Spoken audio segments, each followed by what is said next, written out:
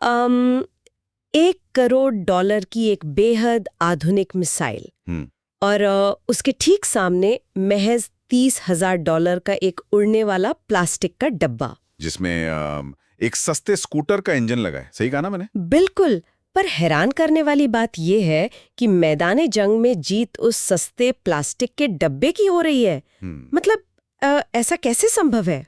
वही तो, ये बिल्कुल वही बात हो गई कि जैसे एक ऐसी स्थिति की कल्पना कीजिए जहां एक बेहद महंगी, सबसे आधुनिक और मजबूत मच्छरदानी लगी हो। ऐसी मच्छरदानी जिसे भेदना नामुमकिन सा लगता हो। लेकिन तभी एक या दो नहीं, बल्कि लाखों सस्ते मच्छर एक साथ उस पर हमला कर दें, तो क्या होगा? वो आधुनिक मच्छरदानी शायद कुछ हजार मच्छरों को तो रोक लेगी। हाँ, लेकिन आखिरकार उसका पूरा ढांचा ओवरलोड हो जाएगा और बचे हुए मच्छर अंदर घुस जाएंगे। आज हमारी इस गहरी छानबीन का जो विषय है ना, वो बिल्कुल इसी स्थिति पर आधारित है। बिल्कुल। और ये मच्छरदानी वाली तुलना सच में इस पूरी स्थिति की गंभीरता को बहुत अच्छे से समझाती है ना? तो आज हम बात करने वाले हैं ईरानी ड्रोन्स और आधुनिक युद्ध पर उनके गहरे प्रभाव की, विशेष रूप से जो शाहिद 136 ड्रोन है, जिसे रशिया में गेरॉन 2 भी कहा जाता है। हाँ, आधुनिक युद्ध की पूरी परिभाषा इन्हीं सस्ते और असरदार ड्रोनों ने बदल कर रख दी है। सही में। और इस विषय को समझने के लिए हमारे पास आज कुछ बेहतरीन स्रोत हैं, जैसे हाल ही में आई वियॉन की एक टेक्निकल रिपोर्ट और institute for northern Eurasia transformation की एक बेहद निराली रिसर्च जिसका नाम है हाइब्रिड एडेप्टेशन। और साथ ही हम विकिपीडिया के विस्तृत आंकड़ों का भी हवाला देंगे। बिल्कुल। जब हमने इन सबको साथ रखकर देखा तो एक ऐसी तस्वीर सामने आई जो सच में किसी काल्पनिक विज्ञान की कहानी जैसी लगती है। हमारा आज का मिशन ये समझना है कि कैसे सस्ते इधर उधर से पुर्जे जोड़ जोड़ कर बनाए गए ड्रोन्स ने दुनिया की सबसे महंगी एयर डिफेंस सिस्टम्स को बेकार साबित कर दिया है। ये सच में एक रेवोल्यूशन जैसा है। तो चलिए इसको खोल कर देखते हैं। सबसे पहला सवाल जो मेरे दिमाग में कौंधता है वो ये है कि आखिर ईरान इस ड्रोन टेक्नोलॉजी के मैदान में इतना आगे कैसे निकल गया? मतलब इनका इतिहास क्या है? अच्छा, तो इस सफर की शुरुआत ना रातों रात नहीं हुई। इसकी जड़ों को ढूंढने के लिए हमें 1980 के दशक में जाना होगा। ओह, मतलब काफी पहले? हाँ, जब ईरान और इराक के बीच भयानक युद्ध चल रहा था।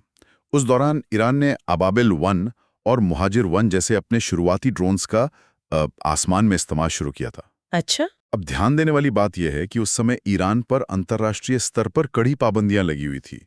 उनके पास आसमान पर कब्जा करने के लिए, यानी एयर सुपीरियॉरिटी के लिए, आधुनिक लड़ाकू विमान खरीदने का कोई रास्ता नहीं था। तो मतलब सैंक्शंस की वजह से उनकी मजबूरी बन गई थी। एकदम सही।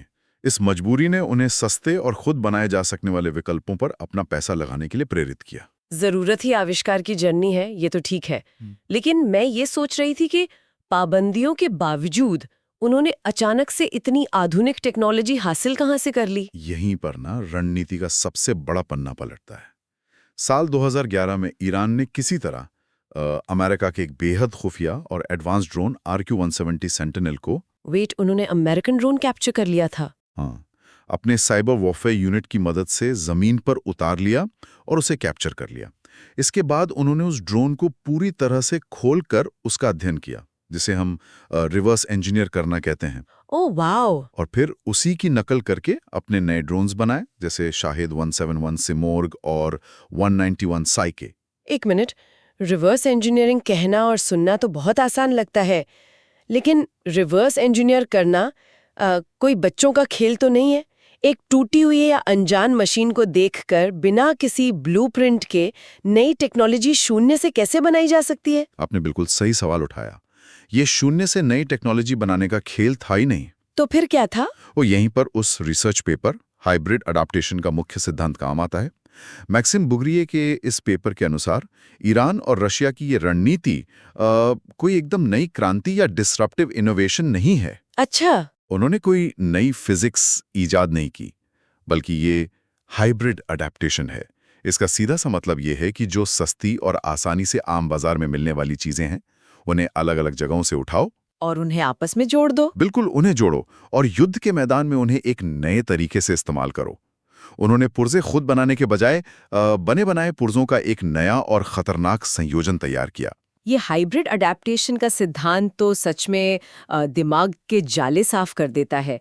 लेकिन अगर हम शाहिद 136 या गेरान 2 की मूल कीमत की बात करें तो ये हाइब्रिड रणनीति एक्चुअली में कितनी सस्ती पड़ती है? शुरुआत में जब रशिया ने इन्हें सीधे ईरान से खरीदा था तो एक शाहिद 136 की कीमत लगभग $1,93,000 आकी गई थी, यानी 193,000। ठीक है, वो भी कमी है वैसे। हाँ, लेकिन जब रशिया ने इनका डिजाइन लेकर इन्हें खुद अपने देश में बड़ी मात्रा में बनाना शुरू किया ना, तो मास प्रोडक्शन की वजह से इसकी कीमत तेजी से गिरकर सिर्फ $30,000 से $80,000 के बीच आ गई। क्या? सिर्फ $30,000? ये तो किसी एक आम लग्जरी कार की कीमत से भी कम है। यहाँ सबसे दिलचस्प बात यह है कि अब इसकी तुलना उन मिसाइल से कीजिए जो इन्हें आसमान में गिराने के लिए दुश्मन द्वारा इस्तेमाल की जाती हैं। एक आधुनिक पेट्रियट मिसाइल की कीमत करोड़ों डॉलर में होती है। ओ बाप रे! मतलब करोड़ों की मिसाइल और 30,000 का ड्रोन? एग्जैक्टली। यहाँ हमें इकोनॉमी ऑफ सफिशिएंसी यानी सस्ते और पर्याप्त के सिद्धांत की गणित को समझना होगा। सोचिए, अगर एक देश लगातार $30,000 के हजारों ड्रोन भेज रहा है और सामने वाला देश हर ड्रोन को गिराने के लिए $3 मिलियन की मिसाइल दाग रहा है, तो घाटे में कौन है? जाहिर है डिफेंस करने वाला देश आखिरकार आर्थिक रूप से बर्बाद ही हो जाएगा। भले ही उसने सारे ड्रोन गिरा दिए हों, पर उसने अपना खजाना तो खाली कर दिया। यही सबसे बड़ा चमत्कारिक सच है। युद्ध का नियम अब हमेशा के लिए बदल चुका है। अब जीत इस बात पर निर्भर नहीं करती कि आपके पास दुनिया की सबसे बेहतरीन और महंगी टेक्नोलॉजी है या नहीं। राइट। जीत इस बात से तय हो रही है कि क्या आपके पास ऐसी टेक्नोलॉजी है जो काफी हद तक ठीक है, और क्या आप उसे इतनी विशाल मात्रा में बना सकते हैं कि दुश्मन का बजट घुटने टेक दे। शायद 136 इसी आर्थिक युद्ध का सबसे सटीक उदाहरण लगता है। लेकिन एक बात बताएं, अगर इनकी कीमत इतनी ही कम है तो क्या ये सिर्फ कबाड़ से बने हैं? मेरा मतलब है, एक ड्रोन जो सिर्फ $30,000 का है, उसका बाहरी ढांचा कैसा होगा? सच्ची बताऊं तो इनकी बॉडी बहुत ही साधारण फाइबर ग्लास और पॉलिस्टीरीन फोम से बनी होती है। Wait, foam? हाँ, ये वही फोम है जो आमतौर पर पैकिंग के डब्बों में आता है ना, जिसे हम थर्मोकोल भी कह देते हैं बोलचाल में। ये बेहद सस्ता है, हल्का है और इसका सांचा आसानी से फैक्ट्री में ढाला जा सकता है। तो इसका मतलब ये है कि अगर आम पैकिंग वाले फोम को हजारों की तादाद में उड़ाकर दुश्मन पर फेंक दिया जाए तो उनका सारा महंगा राडार सिस्टम व्यस्त हो जाएगा। बिल्कुल वही हो रहा है। लेकिन एक बड़ा विरोधाभास है यहाँ। अगर ये ड्रोन्स इतने सस्ते हैं और इनका डिजाइन इतना बेसिक है, तो ये अपने निशाने तक इतनी सटीकता से कैसे पहुंचते हैं? सस्ते होने का मतलब तो ये होना चाहिए ना कि इनका रास्ता भटकना तय है। इनकी अंदरूनी इंजीनियरिंग क्या कहती है? यही तो इनकी हाइब्रिड इंजीनियरिंग का सबसे चतुर हिस्सा है। इनका इंजन, जिसे MADO/MD 550 कहा जाता है, असल में एक जर्मन एयरक्राफ्ट इंजन लिम्बाक L550E की रिवर्स इंजीनियर्ड कॉपी है। अच्छा, उन्होंने खुद इंजन नहीं बनाया? नहीं, उन्होंने अपना समय और पैसा एक नया इंजन डिजाइन करने में बर्बाद नहीं किया। उन्होंने बस एक सफल और परीक्षित डिजाइन की नकल की और उसे और सस्ता बना दिया। Smart move. और इनके निशाने पर पहुंचने की बात? जहां तक नेविगेशन की बात है, कड़ी पाबंदियों के बावजूद इन ड्रोन्स के अंदर जो माइक्रोचिप्स और पुर्जे मिले हैं, वो दुनिया की सबसे बड़ी कमर्शियल कंपनियों के हैं। क्या सच में? हाँ। मतलब सैंक्शंस होने पर भी? हाँ, इनमें अमेरिका की टेक्सास इंस्ट्रूमेंट्स और इंटेल के प्रोसेसर्स और स्विट्जरलैंड, चाइना तथा जापान के आम कमर्शियल कंपोनेंट्स मिले हैं। एक मिनट, वायॉन पॉडकास्ट की जो रिपोर्ट हमारे सोर्सों में शामिल है ना, उसमें इनके नेविगेशन को लेकर एक ऐसी बात बताई गई थी जिसे सुनकर सच में दिमाग चक्कर जाता था। आप CRP एंटेना की बात कर रहे हैं? हाँ, वही। उस रिपोर्ट के मुताबिक दुश्मन इन ड्रोन्स को इलेक्ट्रॉनिक जैमिंग से अंधा करने की कोशिश करता है, पर इन ड्रोन्स में CRPA यानी कंट्रोल रिसेप्शन पैटर्न एंटेना लगा होता है। लेकिन मैं ये सोच रही थी कि ये CRPA आखिर काम कैसे करता है? एक सस्ता ड्रोन करोड़ों की जैमिंग को कैसे मात दे रहा है? इसको ना ऐसे समझिए जैसे इन ड्रोन्स के पास एक या दो नहीं बल्कि 16 अलग-अलग कान हैं। 16 कान? हाँ, जब दुश्मन इलेक्ट्रॉनिक जैमिंग करता है तो वो असल में हवा में बहुत शोर मचाता है ताकि ड्रोन को सैटेलाइट का सिग्नल सुनाई ना दे। लेकिन ये CRP एंटेना एक ही वक्त में 16 अलग-अलग दिशाओं से सैटेलाइट सिग्नल सुन सकता है। ओह, तो अगर एक तरफ से शोर आए तो? अगर दुश्मन का जैमर किसी एक दिशा से बहुत तेजी से शोर मचा रहा है, तो ड्रोन का दिमाग उस एक कान को पूरी तरह बंद कर देता है और बाकी 15 कानों से असली सैटेलाइट सिग्नल ढूंढ लेता है। कमाल है। पर मान लीजिए दुश्मन ने किसी तरह पूरे आसमान के सैटेलाइट सिग्नल को ही जाम कर दिया, तब तो ये अंधे हो जाएंगे ना? यहीं पर इनकी सस्ती सिविलियन टेक्नोलॉजी का नया पैतरा सामने आता है। अगर सैटेलाइट सिग्नल चला जाए तो ये ड्रोन्स आर्म 3G और LTE मोबाइल मॉडेम्स का इस्तेमाल करना शुरू कर देते हैं। Wait, seriously? मतलब वही आर्म इंटरनेट जो किसी भी आर्म स्मार्टफोन में चलता है? बिल्कुल, वो आर्म मोबाइल नेटवर्क के टावर से सिग्नल पकड़ते हैं और अपना रास्ता ढूंढते हैं। ये तो सच में हैरान करने वाली बात है। मतलब ये ड्रोन्स दुश्मन के ही देश के आर्म मोबाइल टावर्स का इस्तेमाल करके दुश्मन पर ही हमला कर रहे हैं। हाँ, ये थोड़ा आयरॉनिकल है पर सच है। ये तो ऐसा है जैसे किसी आम स्मार्टफोन में पंख लगाकर उसे एक भयानक हथियार बना दिया गया हो। और क्या हो अगर दुश्मन पूरे इलाके का मोबाइल नेटवर्क ही काट दे? अगर सब कुछ जैम हो जाए, पूरा का पूरा नेटवर्क बंद हो जाए, तब इनका इनर्शियल नेविगेशन सिस्टम शुरू हो जाता है। वो क्या होता है? इसमें बस एक आम बैरोमीटर और कॉम्पस होता है। ये फिजिक्स के बुनियादी नियम पर काम करता है। ड्रोन को पता होता है कि वो किस दिशा में, कितनी रफ्तार से और कितनी ऊंचाई पर उड़ रहा है। अच्छा। वो बिल्कुल अंधा होकर भी सीधा अपने निशाने की तरफ उड़ता रहता है। इस हाइब्रिड और सिविलियन टेक्नोलॉजी के इस्तेमाल ने अंतर्राष्ट्रीय पाबंदियों को पूरी तरह से बेअसर साबित कर दिया है। क्योंकि एक आम मोबाइल मॉडेम या कंपास को बाजार में आने से रोकना लगभग नामुमकिन ही है। एग्जैक्टली। WIO रिपोर्ट में एक और खास बात ये थी कि इन ड्रोन्स के सिग्नल्स को भटकाने के लिए किसी आम जैमर की जरूरत नहीं होती। इन्हें रोकने के लिए सीधे 100 वॉट की डायरेक्ट रॉ सिग्नल पावर लगती है, जो कि बहुत ज्यादा होती होगी। ये पुर्जों का एक बेहद चतुर संयोजन है। लेकिन युद्ध के मैदान में सिर्फ खोखली टेक्नोलॉजी से युद्ध तो नहीं जीते जाते। नहीं, बिल्कुल नहीं। तो इनका इस्तेमाल किस रणनीति के तहत हो रहा है और इनका उत्पादन किस पैमाने पर चल रहा है? रणनीति की बात करें तो रशिया ने इन ड्रोन्स को झुंड में यानी स्वॉर्म अटैक्स के रूप में इस्तेमाल करना शुरू कर दिया है। वो सिर्फ अकेले गिरान-2 ड्रोन्स नहीं भेजते। अच्छा, उन्होंने इसको और उलझा दिया है। हाँ, गिरान-2 के साथ वो गर्बरा नाम के और भी सस्ते और नकली ड्रोन्स भेजते हैं जिन्हें डीकॉयज कहा जाता है। इन डीकॉयज के अंदर कोई बारूद नहीं होता। इनका एकमात्र उद्देश्य दुश्मन के रेडार पर दिखना और उनका ध्यान भटकना होता है, ताकि सामने वाला देश अपनी पूरी ताकत, अपनी करोड़ों डॉलर की मिसाइल इन खोखले नकली ड्रोन्स पर बर्बाद कर दे। सही पकड़ा आपने। और जब सामने वाले की मिसाइल खत्म हो जाती हैं या उनका रेडार इस झुंड से ओवरलोड हो जाता है, तब झुंड के पीछे छुपे असली बारूदी गिरान-2 ड्रोन्स अपने टारगेट्स को तबाह कर देते हैं। बाप रे, ये तो बहुत ही खतरनाक स्ट्रैटेजी है। और सुनिए, इन सबको गाइड करने के लिए आसमान में मुहाजिर-6 जैसे थोड़े बड़े ड्रोन्स होते हैं जो कायम या अल्मास जैसी मिसाइल्स भी दाग सकते हैं। मतलब एक पूरा इकोसिस्टम काम कर रहा है जहां अलग-अलग सस्ते ड्रोन्स एक दूसरे की कमियों को पूरा कर रहे हैं। रणनीति तो सच में खतरनाक है, लेकिन जब हमने इसके उत्पादन यानी इनकी फैक्ट्री के बारे में हमारे स्रोतों में पढ़ा तो एक सच में रूह कांपा देने वाला अंधेरा सच सामने आया। हाँ, आप आलाबूगा फैक्ट्री की बात कर रही हैं? हाँ, क्योंकि ये सिर्फ मशीन बनाने की बात नहीं है। WIO और बाकी रिपोर्ट्स के मुताबिक रशिया ने अपने तातारस्तान क्षेत्र में आलाबोगा स्पेशल इकोनॉमिक जोन में इन ड्रोन्स का विशाल पैमाने पर उत्पादन शुरू किया है। जी। और हम सिर्फ फैक्ट्स बता रहे हैं जो रिपोर्ट किए गए हैं। रशिया ने ईरान को इन 6000 ड्रोन्स की टेक्नोलॉजी देने के लिए लगभग $2.25 बिलियन यानी $1.75 बिलियन चुकाए हैं, लेकिन उन्होंने कोई बैंकिंग सिस्टम या डिजिटल ट्रांसफर का इस्तेमाल नहीं किया, बल्कि पूरा भुगतान सोने की ईंटों यानी गोल्ड बुलियन में किया गया। इसके पीछे भी एक तय मैकेनिज्म है। जब किसी देश पर स्विफ्ट बैंकिंग सिस्टम से बाहर निकलने की पाबंदी लग जाती है तो आधुनिक डिजिटल ट्रांजैक्शन बंद हो जाते हैं। ऐसे में उन्होंने मूल्यवान धातु यानी सोने का इस्तेमाल किया जो सीधे तौर पर किसी बैंक के सर्वर में ट्रैक ही नहीं होता। सोचिए ना, एक तरफ आसमान में 3G नेटवर्क से चलने वाले आधुनिक हथियार और दूसरी तरफ उनका भुगतान मध्यकालीन दौर की तरह सोने की ईंटों में हो रहा है। हाँ, एक बड़ा कॉन्ट्रास्ट है। पर सबसे बुरी बात ये नहीं है।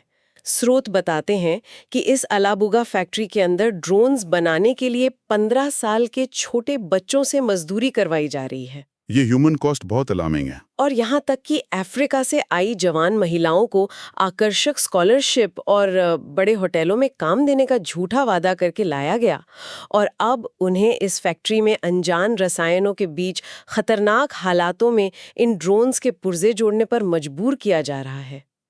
मैं सिर्फ स्रोतों की जानकारी दे रही हूँ, पर यह कितना डिस्टर्बिंग है। अगर हम इस पूरे परिवर्तन को बड़े पैमाने पर देखें तो समझ आता है कि आधुनिक युद्ध का प्रभाव किन गहराइयों तक जा रहा है। ये बस सरहदों पर लड़ाकू विमानों की डॉग फाइट नहीं रह गई है, और ने ग्लोबल सप्लाई चेन से लेकर भोले भाले मनुष्यों के शोषण तक सब कुछ अपने अंदर समेट लिया है। सही मायनों में ये एक भयानक विरोधाभास है जिसे नजरअंदाज नहीं किया जा सकता। लेकिन वापस युद्ध के मैदान की तरफ चलते हैं, क्योंकि ये खतरा लगातार आसमान में मंडरा रहा है। बिल्कुल। अगर आसमान से सस्ते, नकली और असली ड्रोन्स का झुंड एक साथ गिर रहा है, तो मेरा सवाल ये है कि क्या बचाव का कोई रास्ता बचा भी है? इस लगातार हमले का सामना कैसे किया जा रहा है? बचाव के तरीके भी ना उतने ही चतुर और हैरान करने वाले हैं। हाँ? क्योंकि आधुनिक रडार इन छोटे और जमीन के बेहद करीब उड़ने वाले प्लास्टिक के ड्रोन्स को देखने में असफल हो रहे थे। राइट, क्योंकि वो फोम के बने हैं। हाँ। तो यूक्रेन ने स्काई फोर्ट्रेस नाम का एक नया सिस्टम तैयार किया। यह सिस्टम 10,000 माइक्रोफोन्स का एक विशाल नेटवर्क है। वेट, माइक्रोफोन्स यानी आवाज सुनने वाले आम माइक? एक महंगी मिसाइल आसमान से शिकार नहीं कर पा रही और माइक्रोफोन्स उन्हें ढूंढ लेंगे? ये कैसे काम करता है? इसका तरीका बेहद दिलचस्प है। शहद 136 का वही सस्ता इंजन जब हवा में उड़ता है ना, तो उसकी आवाज किसी फटफटिए यानी पुराने मॉपेड या स्कूटर जैसी होती है। अच्छा, वो आवाज काफी लाउड होती होगी? हाँ, तो जब ड्रोन आसमान से गुजरता है तो जमीन पर लगा पहला माइक्रोफोन उसे सुनता है, फिर दूसरा, फिर तीसरा।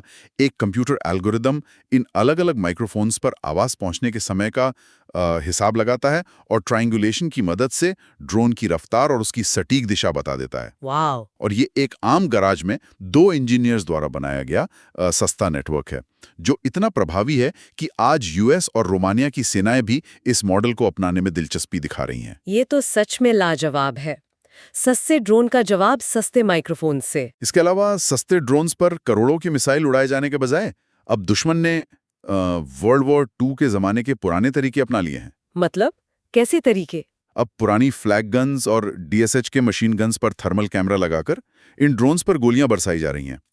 यहां तक कि मिग-29 जेट्स के पायलट्स भी इन ड्रोन्स को हवा में ढूंढकर गिराने की कोशिश करते हैं, जो कि रात के अंधेरे में बेहद खतरनाक होता है। एक तरफ आवाज पकड़ने वाले माइक और दूसरी तरफ पुरानी मशीन गन्स।